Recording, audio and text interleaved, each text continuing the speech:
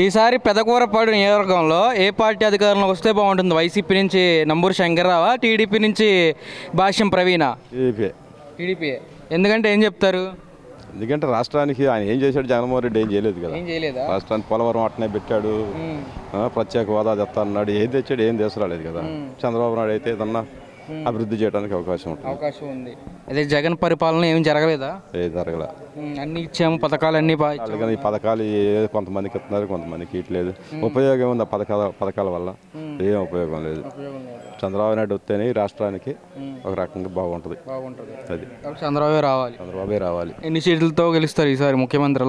ఎన్ని సీట్లతో అవుతారు? 100 పైనే, 100-110 కాడి నుంచి వస్తాయి అనుకుంటున్నాం. మరి ఇక్కడ మరి భాష్యం ప్రవీణ్ గెలిస్తే ఎన్ని ఓట్లు మెజారిటీతో గెలుస్తారు? ఓట్లు మెజారిటీ పెద్దగా ఉండకపోవచ్చు, కానీ ఎంత కొంత మొత్తానికి గెలుస్తాడు ప్రవీణ్. అతని మీద నమ్మకం అయితే ఉంది. అయితే ఉంది. ఏంటి ఆ నమ్మకం?